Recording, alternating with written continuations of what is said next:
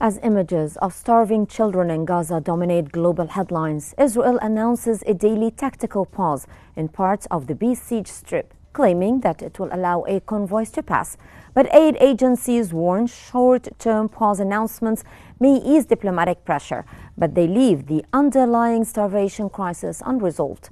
The UN reports that almost 1 in 3 Gazans go days without food, with 127 confirmed deaths from malnutrition. Meanwhile, Israel denies responsibility and points fingers at Hamas, even as it maintains full control over aid access and border crossings. Airdrops of food have resumed, but humanitarian officials say that they are ineffective and even dangerous. Will this pause lead to real relief, or is it merely a media maneuver to relieve international pressure on the occupying force? What role can the international community play to force a genuine humanitarian response, not just symbolism? I'm Hala Al-Hamalawi. Welcome to In Depth.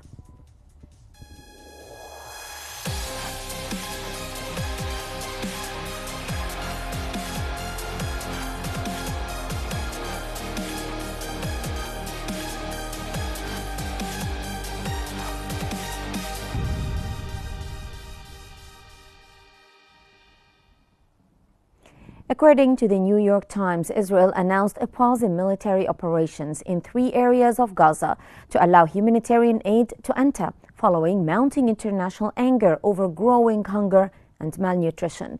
Nearly 1 in 3 Gazans is going without food for days, and deaths from hunger-related causes are increasing.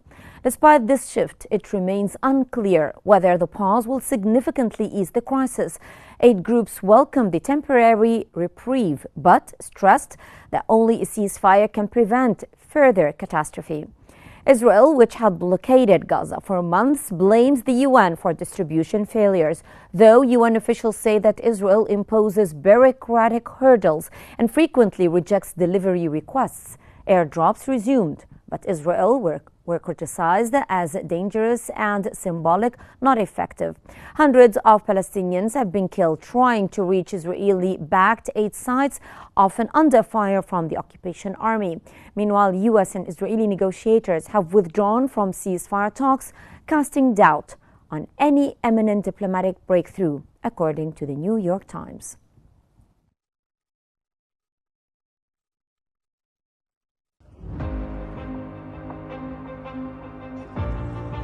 Claiming it is intended to allow humanitarian aid convoys to move safely. The pause, effective daily for 10 hours, applies to areas where Israeli forces are not currently operating, such as Al-Mawasi, Deir al-Balah, and Gaza City. That's according to the occupation army's statement. This announcement comes amid mounting global outrage over the worsening hunger crisis in Gaza. Aid agencies report nearly 1 in 3 Gazans now go days without food, with over 90,000 women and children in urgent need of treatment for malnutrition. According to a map published by the occupation army, these pauses mostly cover areas that were already designated safer zones, and the very places where Palestinians were told to flee. The more consequential development may be the announcement of humanitarian corridors for aid convoys. Aid agencies have long demanded that convoys be allowed to move without attacks from Israeli forces. Crucially, there's no clear commitment from Israel to allow a significant increase in aid entering Gaza. Whether these secure routes make a difference will depend on Israeli approvals, fuel availability, and whether enough trucks are permitted to cross. Harrowing images of malnourished children and mass hunger continue to emerge, while at least 127 people, mostly children, have now died of hunger. Humanitarian groups say only a full ceasefire and large-scale aid entry can avert catastrophe. But with the occupation army continuing its siege and so-called pauses used as cover for ongoing military operations, hope in Gaza is wearing thin.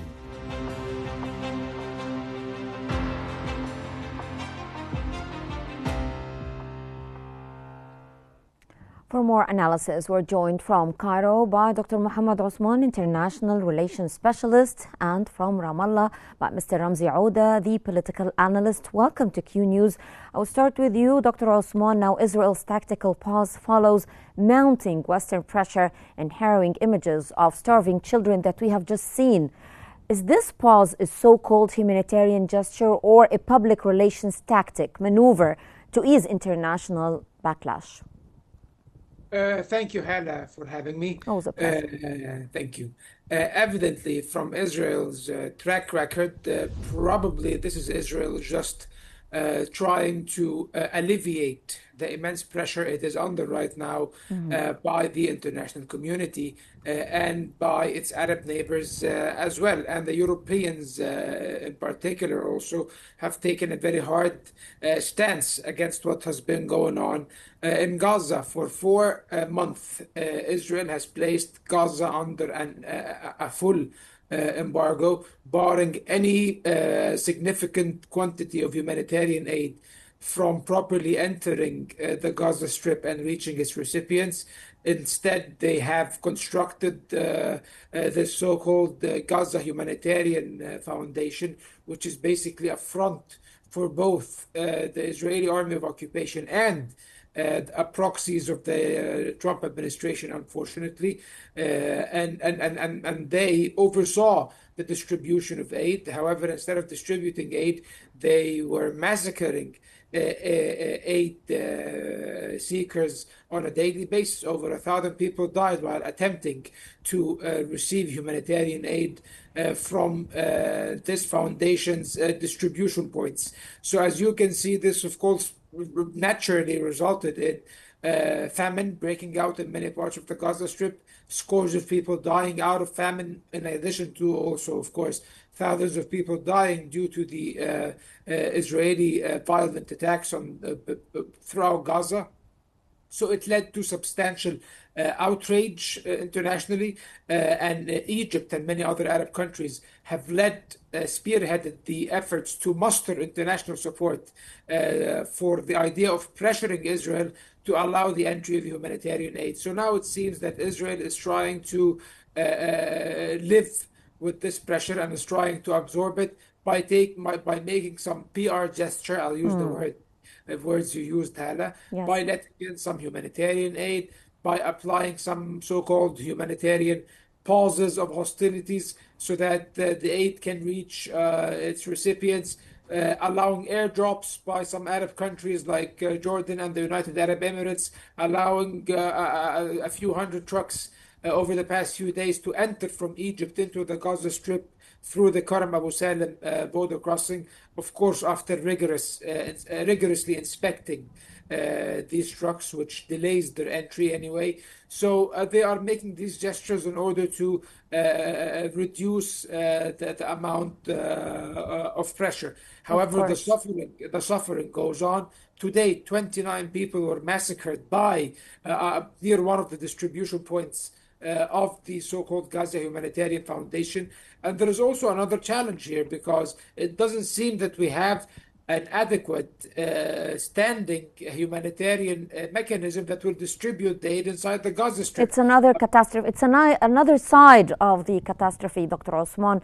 Mr. Ouda, now Israel's announcement of a tactical pause appears to follow increased pressure from Western allies. To what extent is this move politically calculated to ease diplomatic isolation rather than to genuinely address, of course, the humanitarian crisis? Is it just Israel polishing its image before the world?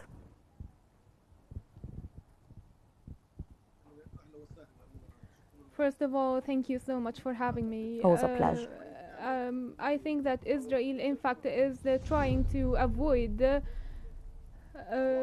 the dire consequences that they might face due to starving the entire population of the Gaza Strip, as the starvation policy is part of the genocide policies they are adopting, and therefore the Israeli insistence to not get aid into Gaza until they reach a truce agreed upon with the Hamas agreement is a violation to international law, and in first place it led to the starvation tens and hundreds of thousands of Palestinians. Today we see on a daily basis tens of Palestinians dying due to famine, and this affects the Israeli picture and also makes the international system more vulnerable to be broken. And we have seen the International Court of Justice rulings being completely ignored, as the honorable guests have stated that there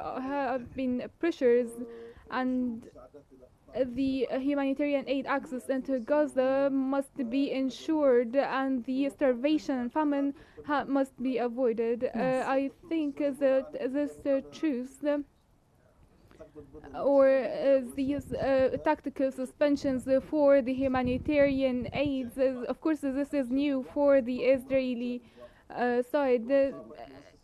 The GHF, also as my honorable colleague has stated, was a means for aid distribution, but it turned into a machine for killing more Palestinians as they were directly shot at distribution points. Exactly. It's now around 1,200 martyrs only killed for seeking aid. Around 6,500 fell injured. It's a massacre being committed against Palestinians only for seeking food and aid.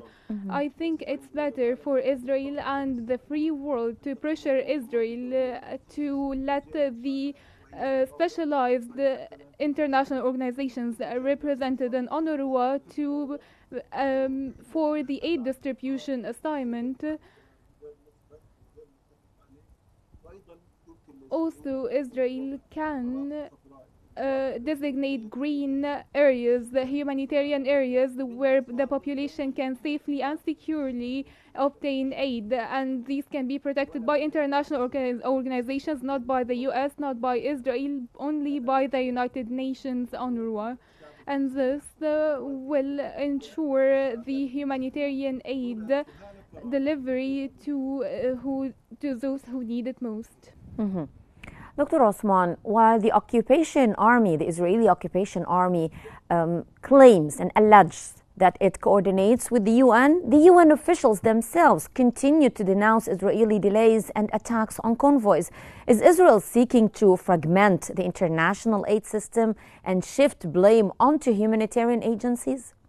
I think that's exactly what the Israelis are trying to do, and it's really brazen of the Israelis to try to be so open and blunt in their attempts to deceive the international community and deflect from the reality of the state of affairs, because this international system of distributing aid in the Gaza Strip, this international humanitarian mechanism, has been shattered by the Israelis themselves. Exactly. The prime humanitarian organization in the occupied Palestinian territories, including the Gaza Strip, is the UNRWA, the United Nations Relief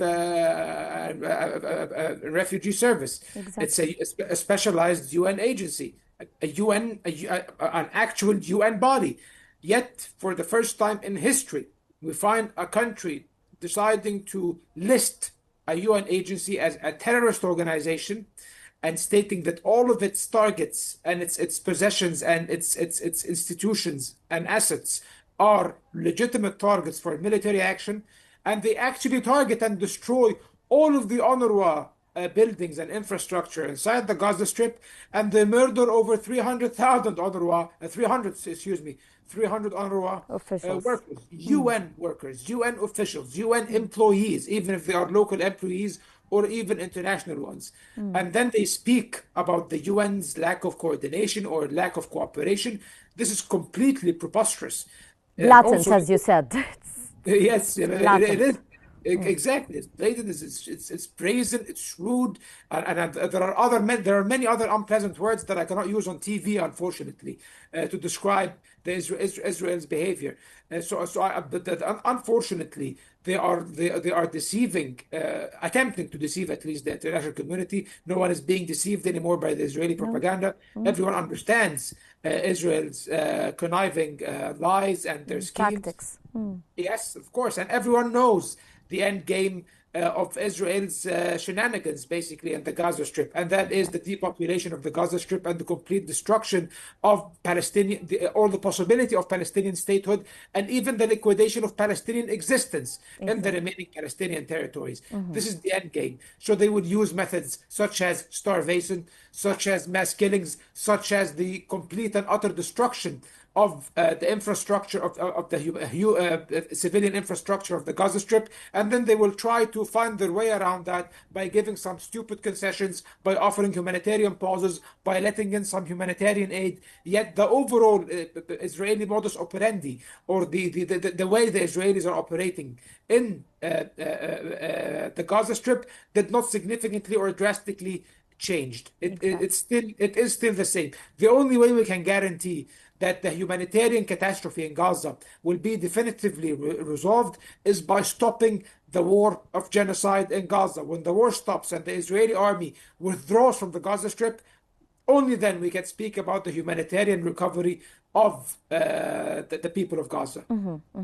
Mr. Ouda, we have seen this pattern before. Short-term pauses followed by resumed aggression. Is Israel using these announcements as political shield to deflect global outrage while maintaining its military objectives in Gaza, going through its plan, as Dr. Osman mentioned?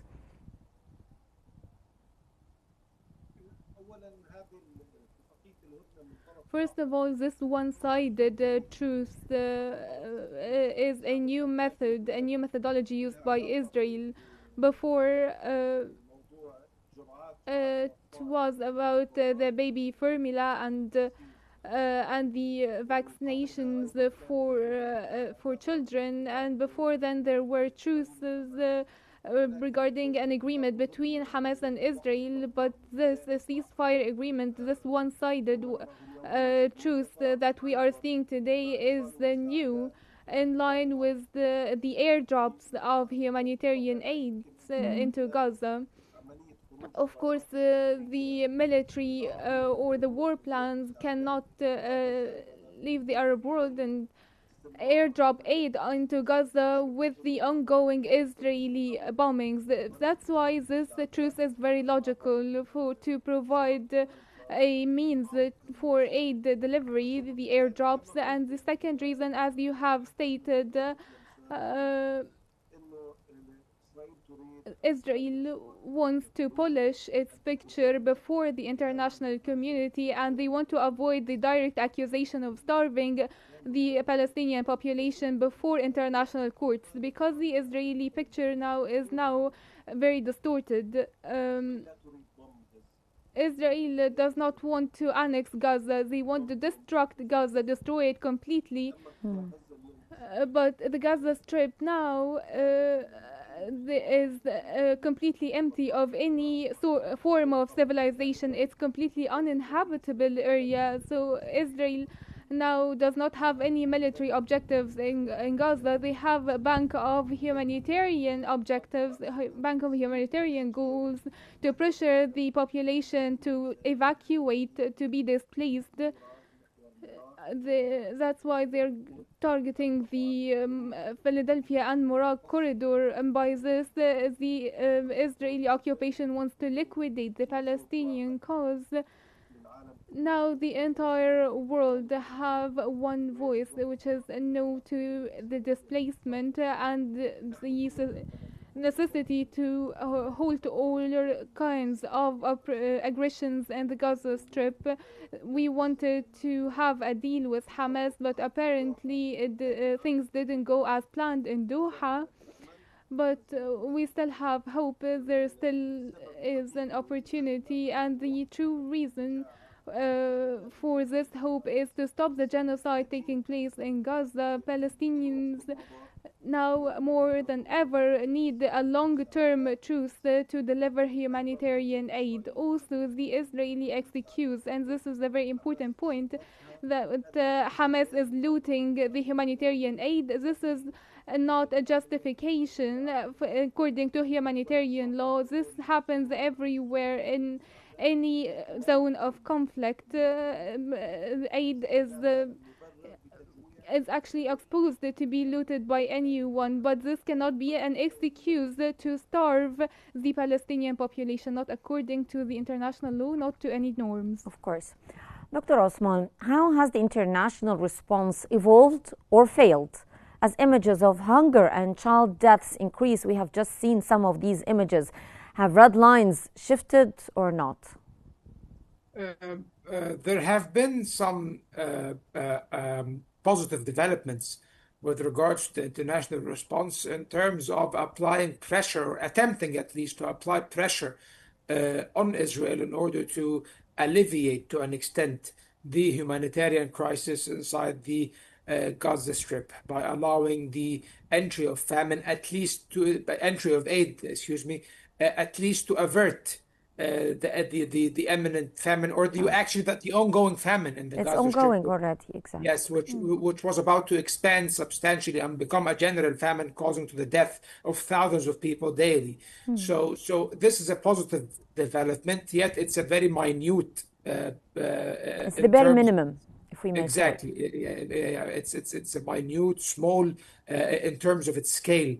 An effect in the bigger scheme of things. And this brings me to my second answer, which might seem that it will contradict my the first half of my answer, but it doesn't, which is overall in addressing the overall crisis in Gaza, the international response has ultimately failed because no one is willing to take any substantive action in order to punish Israel, in order to pressure them to stop their war of genocide in Gaza. Of course, the United States is providing unconditional support and a complete political cover for the state of Israel. The Europeans now, many countries are saying the right words and making the right remarks, yet they're not taking the right They are action. just words and just remarks. Exactly. Merely words and remarks, but no action is being taken. That's why your answer actually doesn't contradict, I understand. So they are trying to do something by just condemning, by just showing, expressing sympathy, but no real action is being taken. They're just washing their hands, basically washing their conscience to clear their conscience. Oh, we said that this is wrong. However, they're not doing anything. So they're saying the right words, not doing anything, not doing the right actions or the wrong actions. They're doing nothing. The European Union and the United Kingdom and France, of course, the idea of recognizing the state of Palestine is of great symbolism, and it has a great moral weight.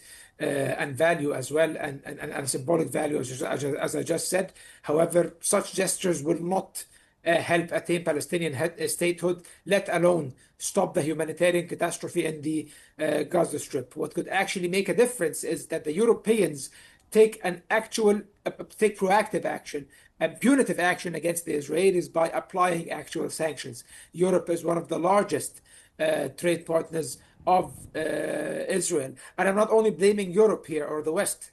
The same goes for other countries. A country like China, which is one of the second largest economy in the world and does have a substantial economic relationship. Weight. It has economic and political weight. Yes. Yes, it is. It is the second largest economy in the world. The third, it's a superpower. So they are a rising superpower now that is challenging U.S. hegemony. So they should play a more proactive role. Exactly. The same goes for Russia. Exactly. So it's a collective responsibility. It's not just Europe. It's as you mentioned. Yes, it's a collective responsibility. Mr. Ouda, the so-called humanitarian corridors were announced just a day after deadly shootings near Zakim, where civilians were killed waiting for food. How should we interpret the timing and the intention behind such coordinated messaging?